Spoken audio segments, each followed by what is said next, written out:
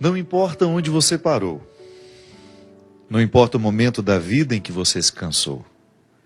O que importa é que é sempre possível recomeçar. É necessário recomeçar. Recomeçar é dar uma nova chance a si mesmo. É renovar as esperanças na vida e, o mais importante, acreditar em você de novo. Sofreu muito nesse período? Chorou muito? Foi limpeza da alma. Ficou com raiva das pessoas? Foi para perdoá-las um dia. Sentiu-se só por diversas vezes? É porque fechaste a porta até para os anjos. Acreditou que tudo estava perdido? Era o início da tua melhora.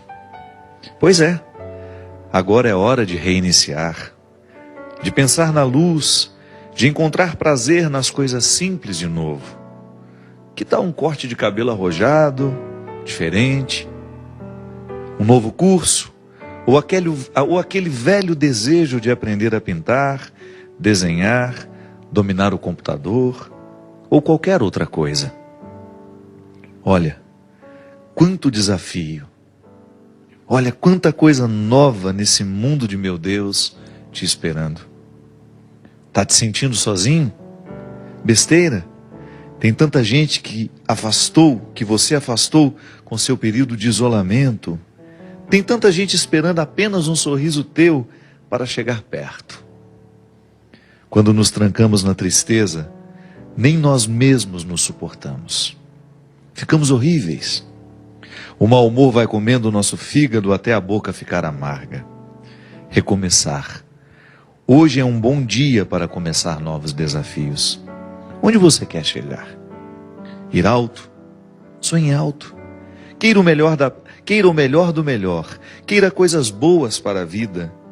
Pensando assim, trazemos para nós aquilo que desejamos. Se pensamos pequeno, coisas pequenas teremos. Já se desejamos fortemente o melhor e principalmente lutarmos pelo melhor, o melhor vai se instalar na nossa vida. E é hoje o dia da faxina mental. Joga fora tudo que te prende ao passado, ao mundinho de coisas tristes, fotos, peças de roupa, papel de bala, ingressos de cinema, bilhetes de viagens e toda aquela tranqueira que guardamos quando nos julgamos apaixonados. Jogue tudo fora, mas principalmente esvazie seu coração. Fique pronto para a vida, para encontrar de novo o amor. Lembre-se, somos apaixonáveis. Somos sempre capazes de amar e ser amados. Amar muitas vezes, muitas pessoas. Afinal de contas, nós somos o amor. Porque sou do tamanho daquilo que vejo e não do tamanho da minha altura. É com muita alegria e com esse poema, que eu não sei, na verdade não é um poema, um texto, encontrei na internet outro dia, achei muito simples, mas ele tão direto, tão capaz de realmente nos dizer coisas simples, que às vezes nós já estamos até acostumados a ouvir. Eu gosto sempre de dizer que às vezes a palavra que transforma a nossa vida não é a palavra ordinária, é aquela palavra ordinária dita no momento certo e da maneira certa. Porque às vezes nós já escutamos isso muitas vezes. Um texto motivador, como tantas vezes você já teve a oportunidade de ter contato no Facebook, ou alguém te lhe dizendo, um e-mail que você recebeu. Autores desconhecidos, né? Porque esses textos às vezes chegam assinados pelo Drummond de Andrade, mas não foi ele que escreveu. Só para dar autoridade ao texto, às vezes as pessoas colocam um autor conhecido. Não. É um texto que qualquer pessoa poderia ter escrito no momento em que ela pensou a própria vida, a dinâmica da própria vida. Mesmo que você não seja um literato, é possível que você já tenha pensado tudo isso ali. Mas de repente aquela palavra dita no momento certo, quando você escuta aquilo no momento correto, ela tem um poder transformador sobre nós impressionante. Essa faxina que o escritor desconhecido nos propõe, com esse texto, se chama Recomeçar, serve para nós nesse momento em que, ao olharmos para a morte do outro, pensamos a nossa. Na filosofia a gente aprende que A única forma que a gente tem de experimentar a morte, antes de morrer, é claro, né? Porque a morte é é o acontecimento que nós vamos, de fato, saber o que é morrer é no momento que a gente morre. Não há uma outra forma de experimentar a morte pessoal senão morrendo. Então, como isso vai ser o ato definitivo, eu antecipo essa experiência quando eu olho para aqueles que morrem ao meu lado. Porque de alguma forma nós nos olhamos naquelas pessoas que se foram. É uma maneira que eu tenho, que você tem, de olhar para a sua morte, é naquele que morre. É um impacto sobre nós. A morte dos outros nos impacta. E ao olhar, ao sentir esse impacto, é natural que você também passe a sua vida a limpo. Ah, padre, mas eu não ando de avião. Mas você também corre os riscos diários. A vida é perigosa, ela é sempre perigosa. Viver é perigoso, como dizia Guimarães Rosa, na introdução do seu Grande Sertão Veredas. Viver é perigoso. É sempre uma peleja, é sempre uma luta diária para a gente sobreviver. Eu vou atravessar a rua, eu corro risco de ser atropelado. Eu vou pegar um carro, vou para a estrada, eu corro risco de sofrer um acidente. Tudo é perigoso. Mas eu não falo desse perigo que você... Não é para virar uma neurose em nós isso. A gente precisa viver com a boa fé, né? A primeira experiência de fé que nós fazemos é essa, é a natural. Não é uma experiência sobrenatural. Eu confio no outro.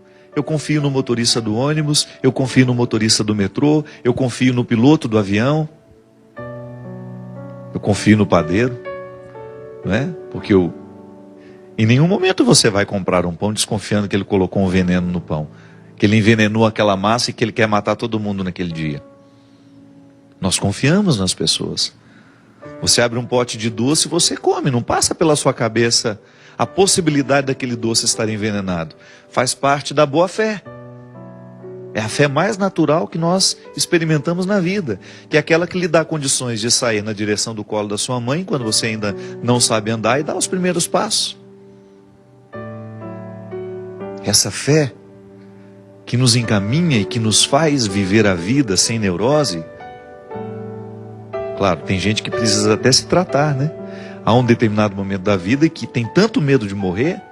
Geralmente quando a gente está vivendo um momento muito bom da vida, as pessoas costumam desenvolver essa fobia, o medo da morte. Então depois precisa administrar até com medicamentos, para voltar a viver com naturalidade. Mas essa faxina, ela ultrapassa essas realidades cotidianas.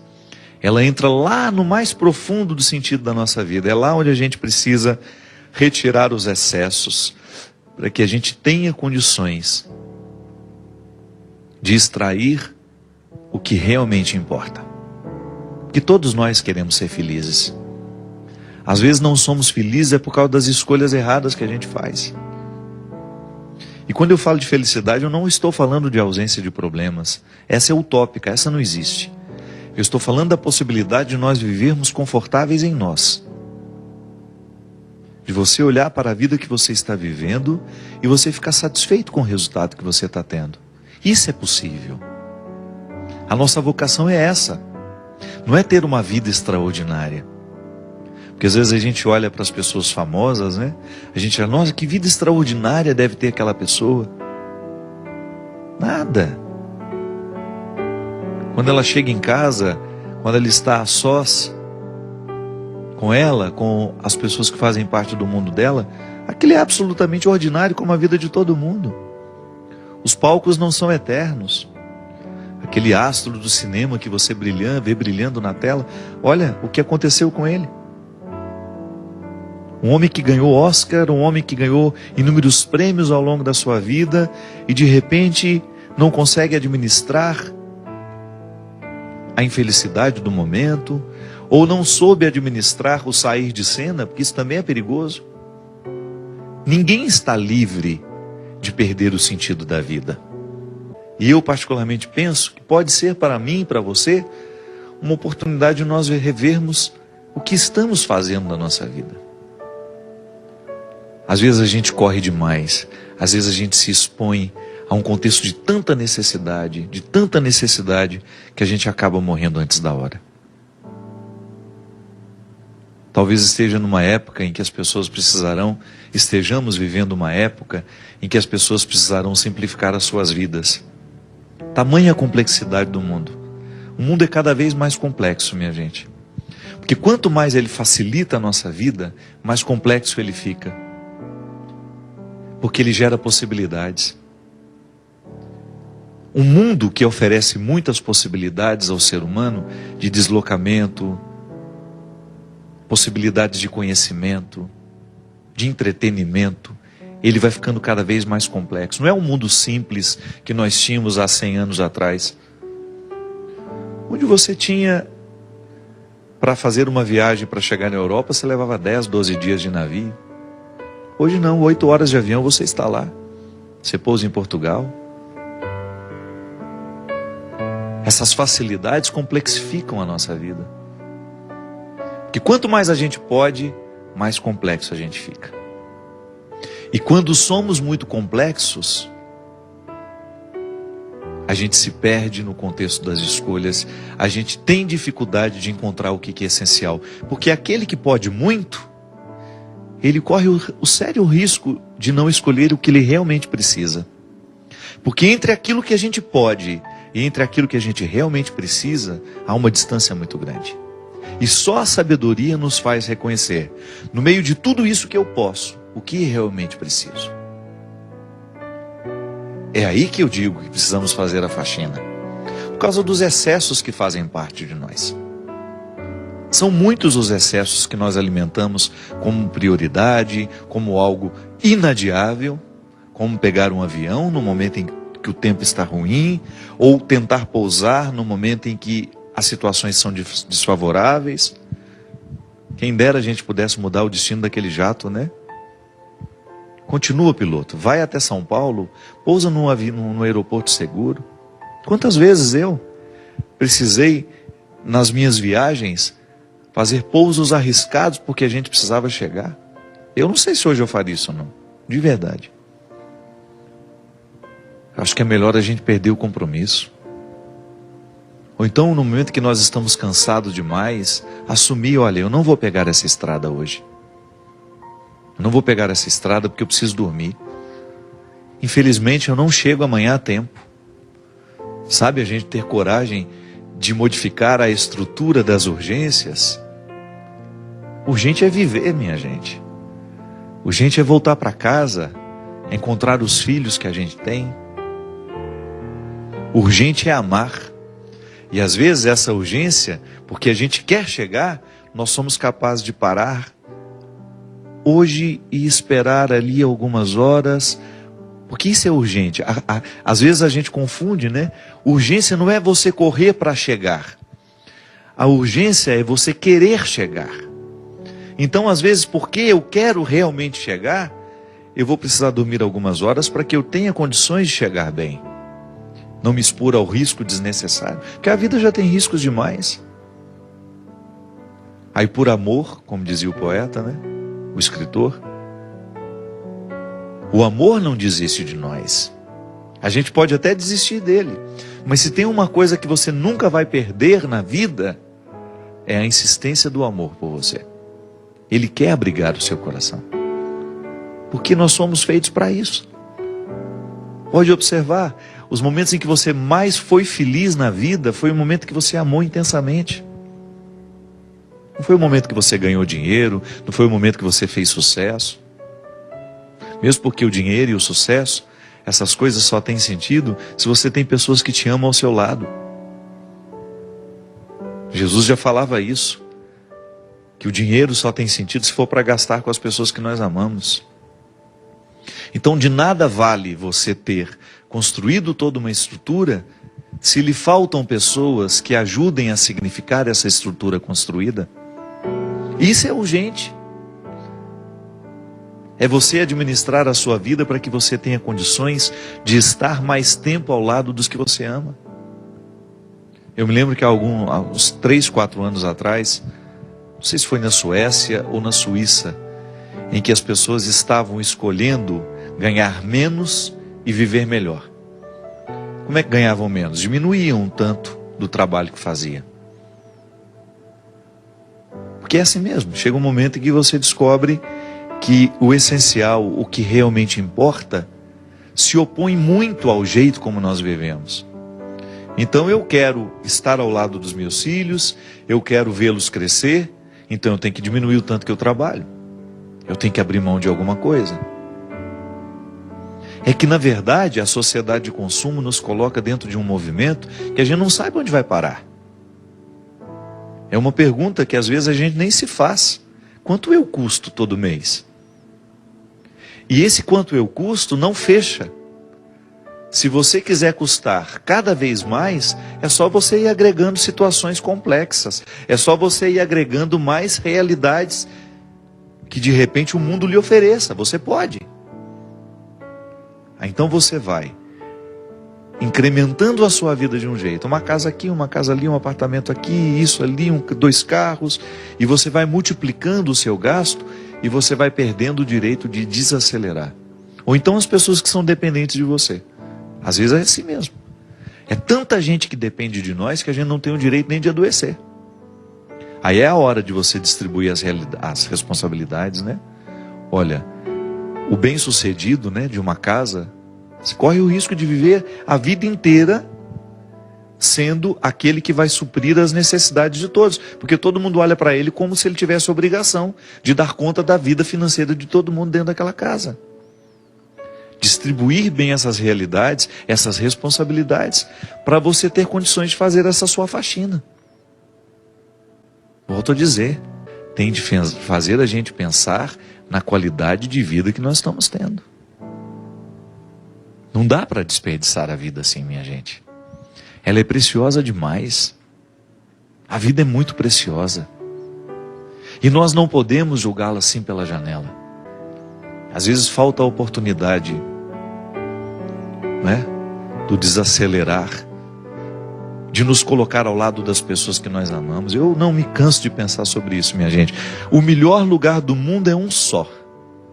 É aquele que nos dá a oportunidade de estarmos ao lado das pessoas que nós amamos. Faça isso com você. Faça essa faxina. Tenha a coragem de mexer na estrutura da sua vida para que você tenha condições de beneficiar você, aqueles que estão ao seu lado.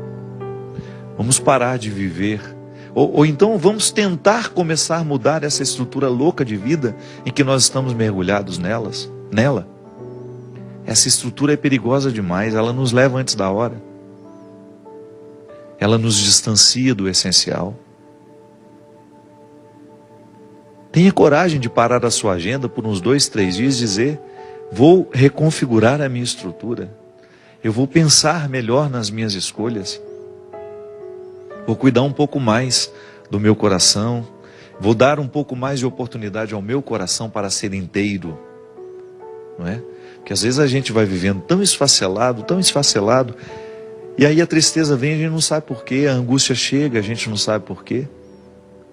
Porque no fundo, nós sabemos que escolhemos errado. No fundo, o coração se acusa. Em última instância, seremos levados a um tribunal, onde nós seremos réu e juiz. E lá, a sentença será dada por nós mesmos. Como se fôssemos 2 personagens no único momento. Eu sou o réu, eu sou o juiz. E ali eu terei de dizer a mim mesmo, ao juiz que sou, o réu diz ao juiz o que fez da própria vida e escutará do juiz a sentença. Se estaremos condenados ou se estaremos libertos. Porque o que nos aprisiona e o que nos liberta é a nossa consciência. É quando a gente deita a cabeça no travesseiro e consegue dormir com aquilo que escolheu viver, com aquilo que escolheu ser. Esse é o julgamento que todos nós deveríamos enfrentar diariamente. No dia de hoje, como foi que eu vivi? Mereço ser absolvido? Ou mereço uma condenação? Não uma condenação que me reifique, que me paralise. Não. Uma condenação que me permita refletir e me fazer melhor para assumir o dia de amanhã com um pouco mais de sabedoria, com um pouco mais de inteligência. Derrame sobre nós a bênção do Deus Todo-Poderoso, Ele que é Pai, Filho e Espírito Santo. Amém.